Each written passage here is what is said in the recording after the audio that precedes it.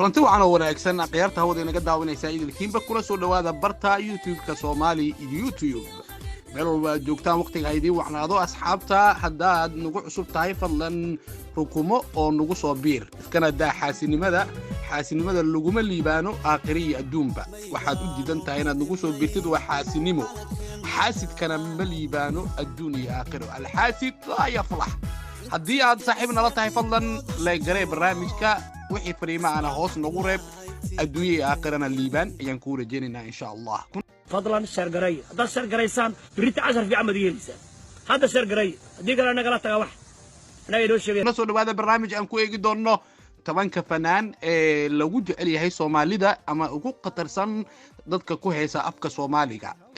kuwaas oo aan idin soo gudbin doono deegaanada ama qabiilada ay ka soo jeedaan iyo waliba tabanka ugu qatarsan barnaamijkan wuxuu noqon doonaa barnaamij taxana ah oo aan ku falanqeyn doono fanaaniinta Soomaalida sanad walba tabanka ugu qatarsan tabanka ku xigta ilaa taxano aan ka geeyno kuwa ugu hooseeya xagga fanka cusub hadduu Allah awood leh u saamaxo tabanka fanaan ee lagu jecel yahay sanada 2019 ilaa 2020 ayaan eegi doonaa hadda wixii aragti ah ama haddaad nagu raacsan tahay ama haddii uusan fanaankaas u qalmin tabanka ugu horeeyo fariintaada nagu reeb qaybta hoose saan u ogaano ra'yi aruurinta bulshada ee aan sameynay tabanka fanaan ee ugu qatarsan ra'yi aruurintan waxaan ka soo aruurinay dadka khubarada ku ah arrimaha fanka fanaanka ugu horeeya ee Soomaaliyeed ee lagu jecel yahay arrimaha fanka waa fanaanka Cawaale Aadan oo ka soo jeeda deegaanada Jabuuti reer ahaan ka soo jeeda Cawaale Aadan wuxuu ka mid yahay fanaaniinta Soomaaliyeed kuwooda lagu jecel yahay ama ugu saameynta badan geyga Soomaalida ay degto Cawaale Aadan ayaa qaaday heeso badan oo ka dhex muuqda barta YouTube-ka kuwaas oo kamid ah heesaha lagu daawashada badan yahay ama ay fiirsadaan Soomaalida Cawaale Aadan wuxuu ku jiraa tabanka fanaan ee ugu horeeya fanaaniinta Soomaalida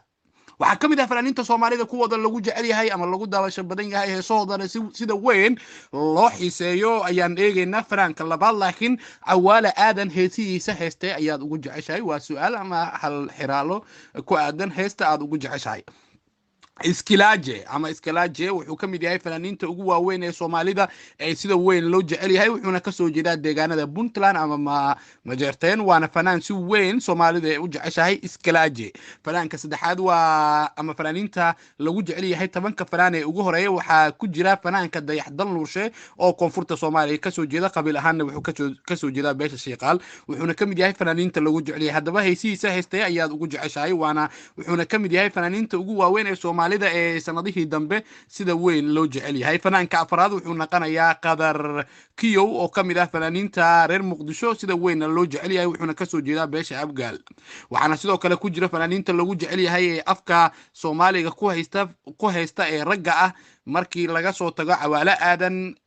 Iskilaaje Dayaxdal Nuurshe Qadar Kiyow Maxamed BK oo gobolada waqooyi ka soo jeeda waana first ama kaalinta koowaad labaad midkood ayuu galayaa tabanka fanaan ee lagu jecel yahay BK wuxuu ka soo jeedaa Somaliland ama gobolada waqooyi ee Soomaaliya qabiil ahaanna waa Isaaq waxaana ku jira fanaaniinta lagu jecel yahay ee Soomaalida xagga hablaha ayaan eegaynaa fanaaniinta lagu jecel yahay waxaa ka mid ah Qadar Saliima oo ka soo jeeda isla gobolada waqooyi ee Somaliland waana Isaaq waxaana sidoo kale ka mid ah Yurub Genyo oo ka mid ah fanaaniinta lagu jecel yahay fanaaniinta heesta waxaana ka soo jeedaa isla Somaliland ama gobolada waqooyi waana Samaroon fanaaniinta kale lagu jecel yahay Soomaalida waxaa ka mid ah Qaali Ladan waxay ka soo jeedaa beesha Abirgidir waana waxaana ka mid tahay fanaaniinta sida weyn loo jecel yahay waxaana ku jirtaa tabanka fanaan ee la xiiseeyo ama dadka ay jecel yihiin waxaa sidoo kale ka mid ah fanaaniinta lagu daawashada badan yahay heesoodana la jecel yahay fanaanada lagu magacaabo King Jamac waxay ka mid tahay fanaaniinta sanadihii dambe la hoolin waayay isla markaana